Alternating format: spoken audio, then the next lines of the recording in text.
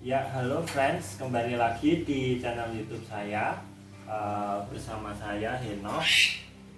Di segmen Kamu Punya Cerita kali ini, saya sudah bersama seorang ketua dari yayasan yang bergerak di bidang difabel, dan kita akan berbincang-bincang bersama sosok ini mengenai organisasi yang beliau jalankan, dan kita juga akan mendengar cerita kegiatan-kegiatan yang dilakukan, program-program, visi dan misi, dan diharapkan konten ini bisa memberi inspirasi untuk kalian semua dan bisa mengedukasi, khususnya untuk masyarakat luas, bahwa disabilitas bisa berkarya, dan disabilitas tidak kalah dengan orang-orang lainnya. Nah, mari kita akan berbincang-bincang bersama ketua salah satu yayasan, Pak Timotius Joko Pramono. Ya Pak, silahkan memperkenalkan diri Pak, profil singkatnya gitu. Oke, halo sahabat, perkenalkan saya Timotius Joko Pramono, biasa dipanggil Pramono, dan saya seorang pemimpin di Yayasan Difabel Hati Bapa dan komunitas Difabel Community Indonesia, dan saya juga seorang pengajar musik di salah satu sekolah luar biasa yang ada di kota Semarang. Dan saya juga adalah seorang difabel netra. Dari kecil saya difabel netra, dan sampai sekarang usia saya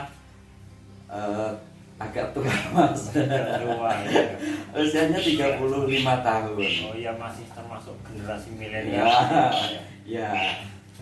Generasi 80 ke atas itu kemarin saya baca masih masuk generasi milenial. Ya.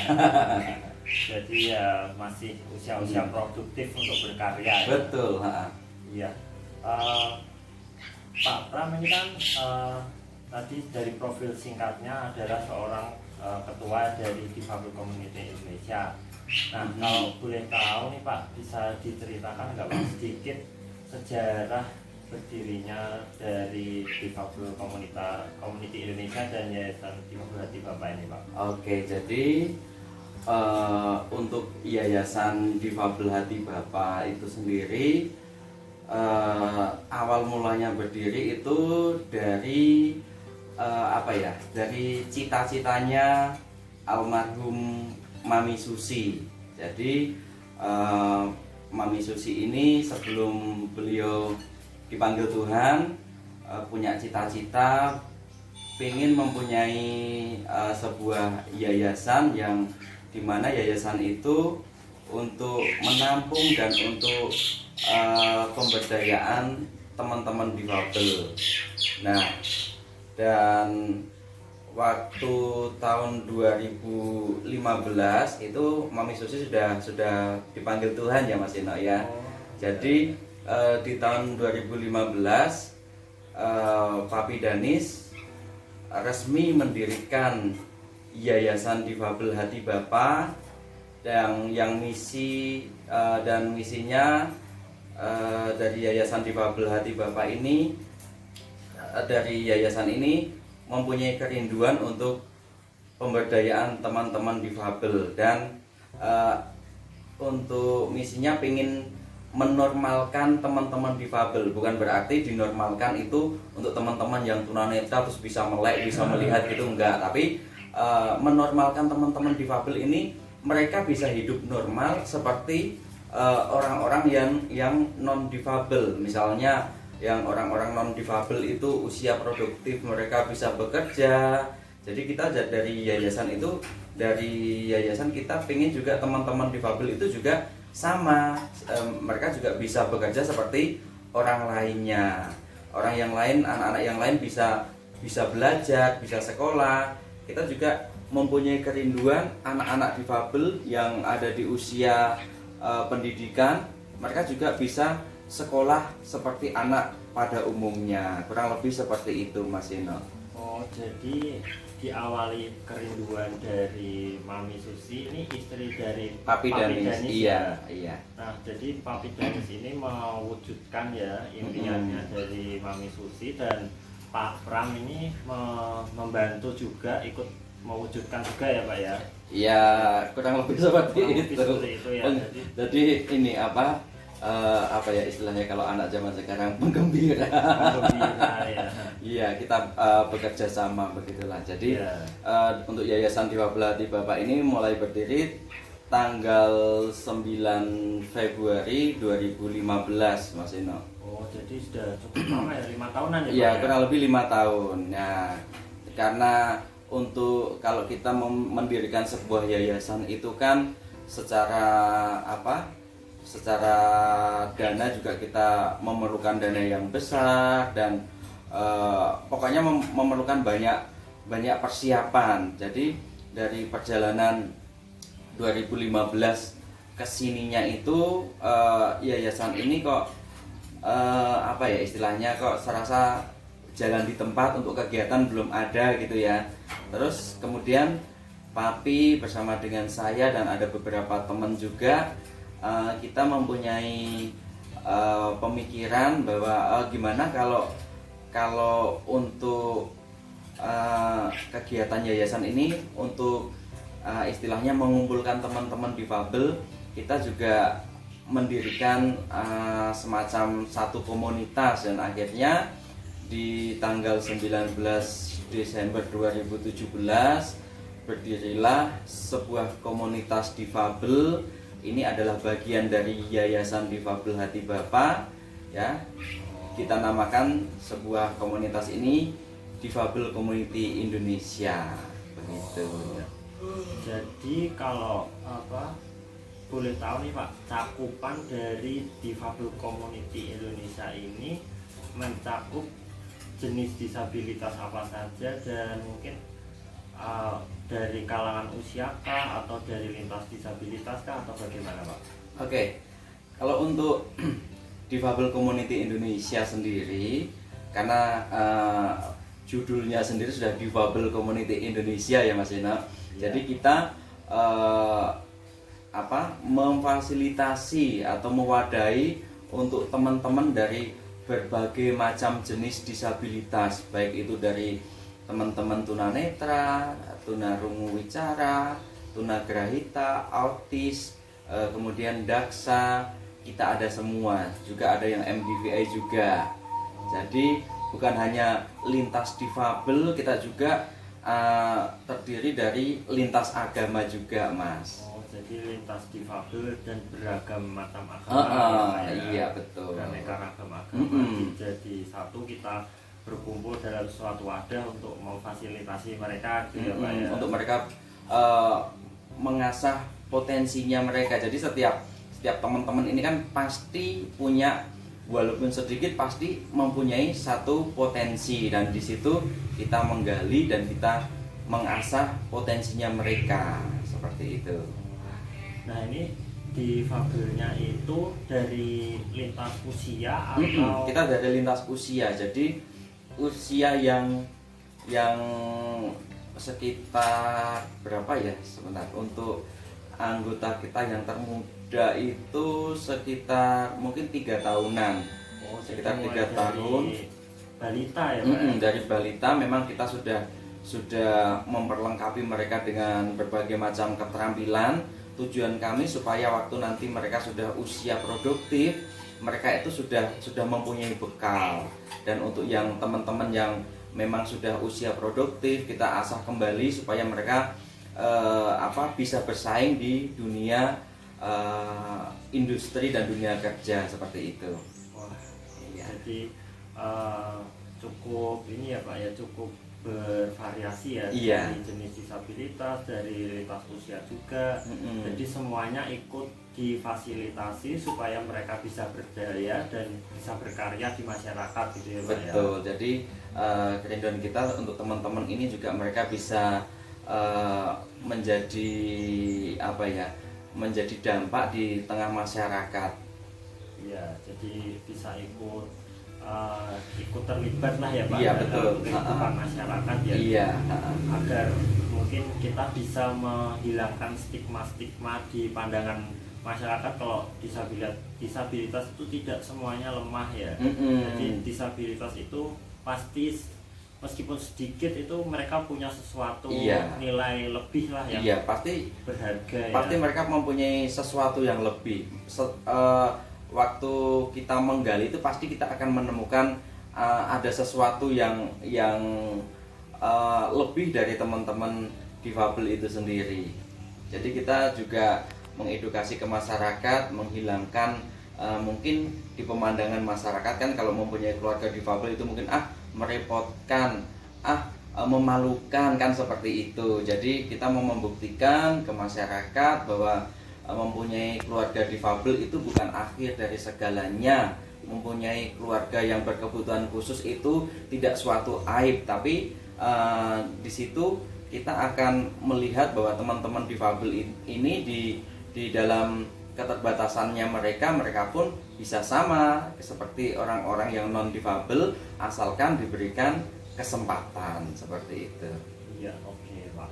Nah, berdasarkan ceritanya Pak Pram tadi kan tujuan dari Difabel Community Indonesia ini memberdayakan disabilitas ya Pak ya. Nah, dalam memberdayakan disabilitas ini kan pasti ada program-programnya kan ya Pak ya. Nah, bisa diceritain Pak mungkin program-program yang ada di Difabel Community Indonesia ini supaya mungkin teman-teman juga bisa tahu, lebih paham, dan mungkin kalau ada disabilitas bisa ikut juga bergabung di Difabel Community Indonesia ini ya Pak ya. Iya, jadi untuk saat ini program yang sudah ada di komunitas kita dan di yayasan kita itu kita mempunyai beberapa program Mas. Jadi kita programnya menyesuaikan dengan talentanya teman-teman difabel itu sendiri. Jadi yang pertama kita ada mempunyai Diva Dance. Itu kita menggali potensinya teman-teman difabel yang suka nari, yang pokoknya yang lincah-lincah gitu ya Mas Eno ya. Iya. Nah, jadi kita fasilitasi di situ, kita latih mereka di situ supaya mereka juga bisa menjadi penari yang profesional. Kemudian yang kedua kita mempunyai Diva Band ya. Diva Band itu sendiri kita memfasilitasi untuk teman-teman difabel yang mempunyai bakat di bidang musik dan vokal. Kita fasilitasi, kita latih mereka, dan bukan hanya kita latih tetapi kita juga mencarikan tempat untuk mereka bisa mengekspresikan hobi bermusik mereka. Dan untuk Diva Band sendiri puji Tuhan mereka juga sudah sudah istilahnya sudah sering perform di beberapa tempat juga untuk mereka menyalurkan hobi bermusik dan bernyanyi mereka. Dan juga mereka sudah beberapa kali mengikuti kompetisi juga, dan puji Tuhan mendapatkan kemarin untuk yang pencapaian teman-teman itu yang terakhir kemarin mengikuti ajang Jateng Mencari Bakat Disabilitas Mas Ino. Mereka mendapatkan juara 2 Jateng, Jawa Tengah, iya, tingkat provinsi tingkat ya, provinsi. Wah, berarti ini suatu prestasi dari Diva Band, salah satu dari program Difabel Community Indonesia ya Pak ya. Terus kemudian yang ketiga kita ada Diva Education. Jadi di situ di Diva Education itu di situ kita ada pembelajaran baca tulis braille untuk teman-teman difabel netra. Kemudian ada terapi juga untuk anak-anak yang daksa, yang autis gitu. Kita ada terapi juga Mas Eno di situ.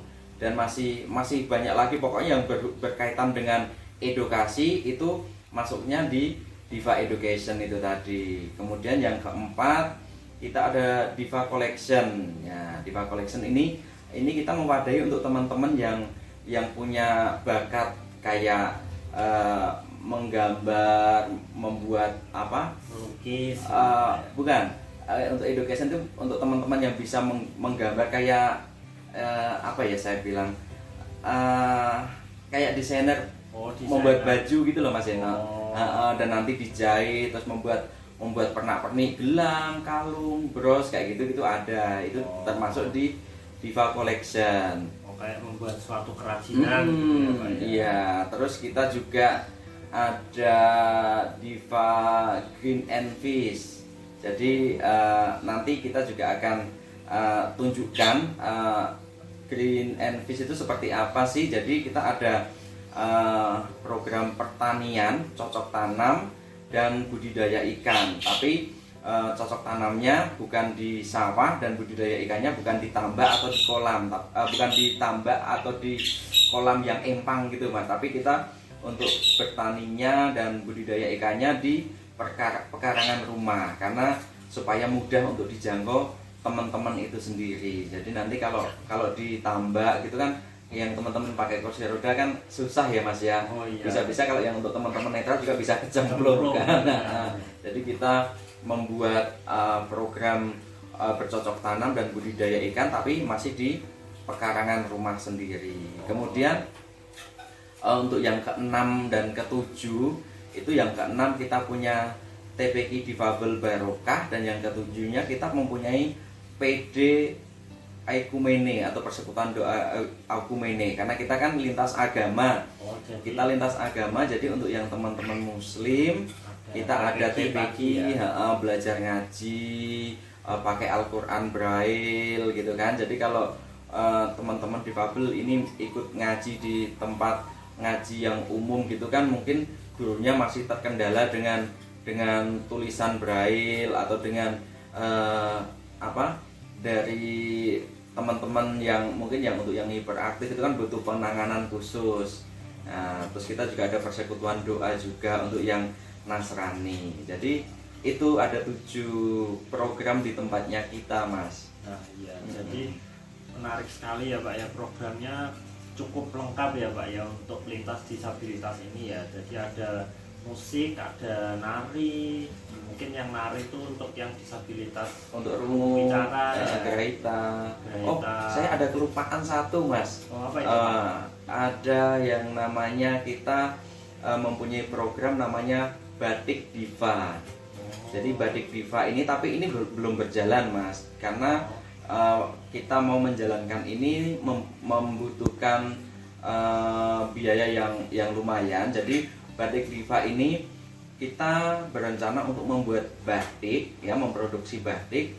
Nah, tapi yang biasanya untuk pembuatan batik itu kan orang-orang yang bisa melihat ya, yang bisa membuat batik, karena kan membutuhkan tulis menulis, garis menggaris, dan mewarnai seperti itu.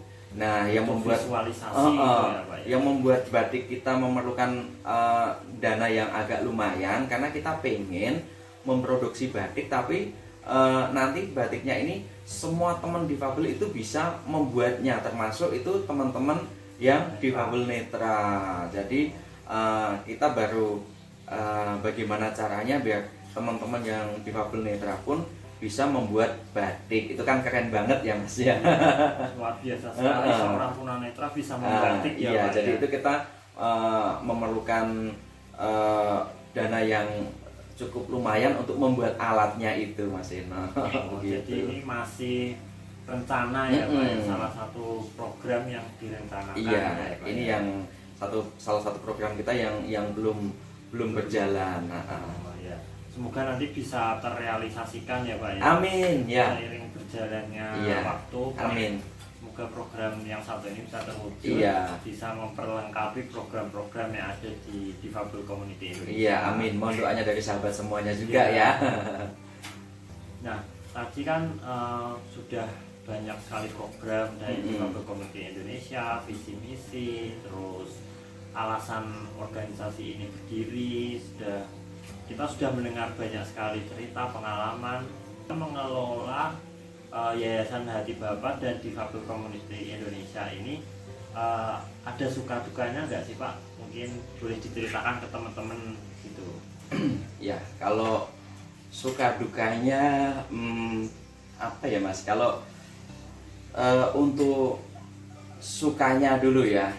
Untuk sukanya ya kita tentunya bisa ketemu dengan banyak teman-teman difabel itu merupakan sukacita tersendiri buat kami pengurus Yayasan Difabel Hati Bapa dan Difabel Community Indonesia. Terus kita bisa berbagi, istilahnya berbagi manfaat, berbagi ilmu kepada teman-teman difabel. Itu merupakan sukacita yang terbesar untuk kami pengurus Yayasan Difabel Hati Bapa, Mas. Dan untuk dukanya ya, dukanya itu kita sangat sedih kalau tahu di lapangan itu ada teman-teman difabel yang masih disembunyikan oleh keluarganya. Itu membuat kita itu sedih, Mas Ino ya. Karena kenapa? Jadi teman-teman difabel itu kan mempunyai hak yang sama ya, hak untuk bersosialisasi, hak untuk belajar, hak untuk beribadah, itu mempunyai hak yang sama. Dan kita sangat sedih kalau di luaran sana masih banyak teman-teman difabel yang istilahnya masih disembunyikan oleh pihak keluarga. Itu yang pertama. Kemudian yang kedua, kita juga sedih kalau melihat perilaku masyarakat yang masih membeda-bedakan teman-teman difabel, masih melihat sebelah mata teman-teman difabel itu. Kita sangat sedih, dan ini menjadi PR kita dari pengurus dan dari teman-teman yang ada di Yayasan Difabel Hati Bapa, supaya kita bisa mensosialisasikan lebih lagi keberadaan teman-teman difabel di tengah masyarakat yang ada di Kota Semarang dan di Indonesia pada umumnya. Iya, jadi difabel itu nggak harus malu ya Pak. Ya. Kita sebagai disabilitas itu nggak perlu malu atas kondisi yang kita alami ya Pak ya. Justru kita tuh harus menggali potensi diri kita supaya kita tuh bisa hidup berdampingan dengan masyarakat pada umumnya. Betul, ya Pak ya.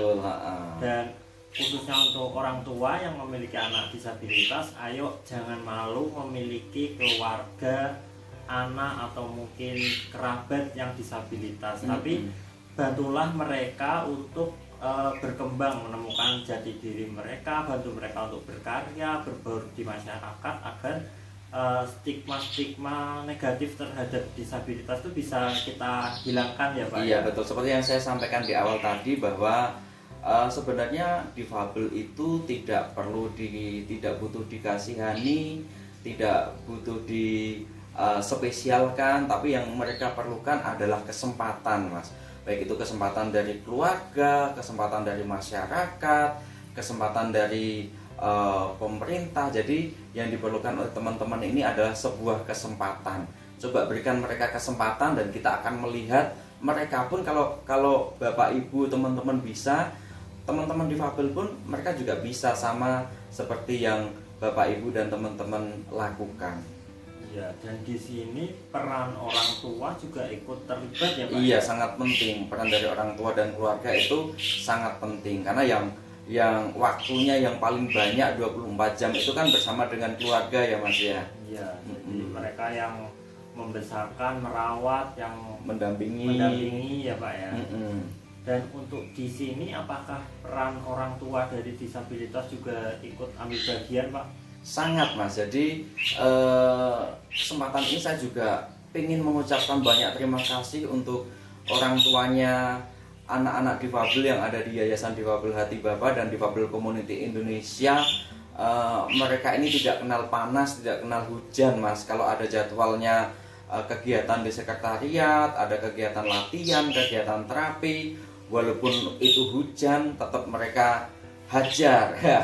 Walaupun misalnya kegiatannya di siang bolong yang panas-panas, mereka tetap lewati semuanya, tetap semangat.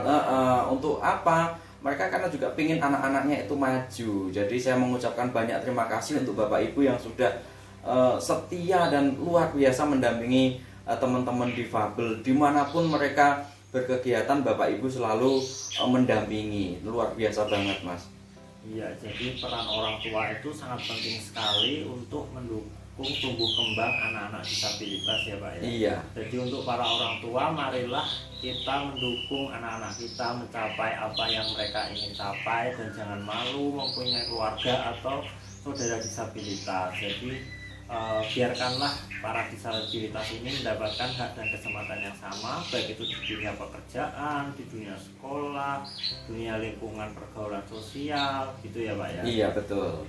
Nah, untuk Pak Pram sendiri nih, kan Pak Pram sebagai Ketua Difabel Community Indonesia, kira-kira yang memotivasi Pak Pram sampai saat ini untuk tetap mengelola Difabel Community Indonesia ini apa Pak? Yang membuat saya sampai sekarang saya istilahnya suka atau terpanggil untuk mengelola Yayasan Difabel Hati Bapa dan Difabel Community Indonesia, karena saya sendiri adalah seorang difabel, dan saya ingin di sisa hidup saya ini, saya ingin hidup saya ini berguna dan bermanfaat untuk teman-teman difabel dan untuk masyarakat yang ada di sekitar saya. Itu yang membuat saya terus berjuang di pekerjaan sosial ini ya Mas Eno ya. Iya. Jadi untuk bisa menjadi manfaat dan menjadi berkat untuk teman-teman difabel yang lainnya. Ya, jadi kita sesama disabilitas, kalau tidak kita yang mengawali, siapa lagi ya Pak ya. Jadi kita harus mengadvokasi untuk hak-hak dan kebutuhan disabilitas. Betul. Supaya disabilitas itu bisa mendapatkan pengakuan dari masyarakat luas ya Pak. Iya betul banget. Dan kita sebagai disabilitas juga harus tetap semangat. Jadi jangan ngelokro ya Pak. Iya, jangan ngelokro. Jadi kita harus mendukung teman-teman kita di luar sana yang mungkin belum mengerti komunitas disabilitasnya, mungkin belum menemukan jati diri, yang masih terkungkung di rumah, di kamar gitu ya Pak. Nah, mungkin Difabel Community Indonesia ini bisa menjadi salah satu pilihan untuk kalian untuk mengembangkan potensi diri, untuk ikut berkarya, untuk berpartisipasi dalam masyarakat luas begitu ya Pak. Iya betul banget. Iya. Nah, kalau boleh tahu nih, sekretariat Difabel Community Indonesia ini berlokasi di mana Pak? Mungkin teman-teman nanti kalau mau mampir ke sini tanya-tanya, syukur-syukur bisa bergabung gitu Pak. Iya, jadi untuk sekretariatnya Yayasan Difabel Hati Bapa dan Difabel Community Indonesia itu sendiri berada di Perumahan Geraha Mukti Utama, Blok D, Jalan Argo Mulyo Mukti, Blok D10, nomor 287, Pedurungan, Kota Semarang. Dan teman-teman juga bisa mengunjungi fanspage kita di Facebook dengan nama Difabel Community Indonesia, dan channel YouTube-nya juga ada di Difabel Community Indonesia. Oh iya, jadi ada media sosialnya ya Pak yang bisa diakses teman-teman ya, mungkin sebelum kesini bisa browsing terlebih dahulu. Jadi bisa dikepoin dari jauh ya Pak. Nanti sini tertarik nih saya nih mau gabung nih, atau mungkin ini cocok untuk tetangga saya yang disabilitas gitu ya Pak. Jadi ya. Bisa berbagi informasi seperti itu. Saling bertukar pikiran ya Pak ya. Nah, itu tadi cerita singkat dari Pak Pramono, salah satu ketua Difabel Community Indonesia. Saya harap di episode Kamu Punya Cerita ini, dari cerita Pak Pramono dan komunitasnya yaitu Difabel Community Indonesia, bisa memberikan wawasan bagi kalian semua, baik itu para disabilitas, orang tua yang mempunyai disabilitas, agar kita sama-sama bangkit berjuang untuk memperjuangkan hak disabilitas agar bisa hidup berdampingan dengan masyarakat. Nah, mungkin sekian dulu konten untuk kali ini. Saya harap bisa menginspirasi dan mengedukasi kalian semua. terima kasih Pak Pramono ya sudah mau berbagi bersama kami. Oh, Pak. sama-sama. Jadi mungkin untuk sebagai closing statement ya Mas ya. Ya, Iya, jadi saya menginfokan untuk Bapak Ibu dan teman-teman semuanya, sekali lagi jangan mempunyai keluarga difabel itu bukan akhir dari segalanya. Jadi waktu kita mempunyai anggota keluarga yang difabel itu bukan akhir segalanya, karena difabel juga mereka bisa berkarya. Nah ini contohnya untuk program kita di waktu dekat ini Mas Eno. ya. Nah ini nanti di tanggal 25 September 2020 ini untuk teman-teman difabel ini akan mengikuti suatu lomba lomba kesenian yang akan diadakan di Surabaya. Jadi ini peringkat nasional, jadi ini se-Indonesia yang mengikuti. Jadi teman-teman juga bisa menyaksikan nanti di channel YouTube ya. Jadi walaupun teman-teman ini ada keterbatasan, tapi kalau kita terus gali pasti mereka mempunyai potensi. Jadi seperti yang teman-teman difabel ini nanti juga mereka akan mengikuti lomba di Surabaya tanggal 25 September ini nanti. Ya, mungkin nanti kapan-kapan bisa meliput latihannya ya Pak ya. Boleh. Jadi mungkin nanti ada sedikit cuplikan soal salah satu program tadi yang cocok tanam itu ya Pak ya. Nanti kita akan tayangkan videonya juga ya. Iya, untuk program cocok tanam dan kolam ikannya. Iya. Dan mungkin lain kesempatan bisa meliput salah satu kegiatan di Faben ya Pak ya. Boleh ya. Iya, gitu. Terima kasih Pak Pras. Sama-sama, Mas Sekali Eno. lagi, semoga lain kesempatan bisa sharing-sharing lagi ya Pak. Siap, iya. Oke, terima kasih friends.